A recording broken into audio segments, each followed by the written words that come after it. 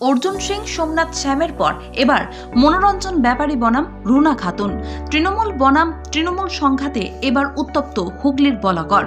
প্রাণহানির আশঙ্কা প্রকাশের পরই বিদ্রোহী বিধায়কের কার্যালয়ে তাণ্ডব চালানোর অভিযোগ। এবার খেলা জমবে, পাল্টা রুনাকে হুঁশিয়ারি মনোরঞ্জনের। বৃহস্পতিবার ভোররাতে হুগলির বলাকা বিধানসভার জিরাট হাসপাতালে বলাগড়ের বিধায়ক মনোরঞ্জন ব্যাপারীর কার্যালয়ে ব্যাপক ভাঙচুর চালানো হয় বলেই অভিযোগ। ব্যাপারীর দাবি, কার্যালয়ে তাণ্ডবের ঘটনায় বলাগড়ের জেলা পরিষদের সদস্য রুনা খাতুনকে দায়ী করেছেন তিনি। সোশ্যাল মিডিয়ায় রীতিমতো হুঁশিয়ারিও দেন ব্যাপারী। তিনি লেখেন, আমি এখন কলকাতায়, খবর পাওয়া গিয়েছে রুনা খাতুন নাকি তার দলবল পাঠিয়ে আমার বিধায়ক কার্যালয় ভাঙচুর করেছে। এবার আমার পাল্টা দেওয়ার সময়, আসছি আমি বলাগড়ে, এবার খেলা জমে যাবে। যদিও সেই পোস্টের পাল্টা রুনার তরফেও এখনো কোনো প্রতিক্রিয়া পাওয়া যায়নি।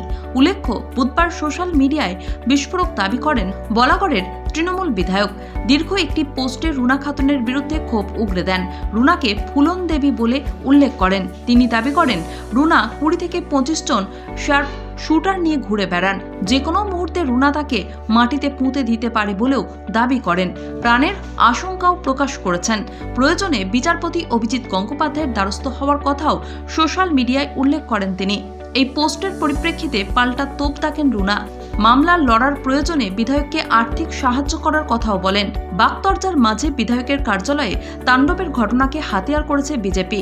গেরুয়া শিবিরের দাবি, তৃণমূলের গোষ্ঠীদ্বন্দ্ব যে চরমে পৌঁছেছে তারই প্রমাণ বলাগড়ের মনোরঞ্জন বনাম রুনার দ্বৈরথ।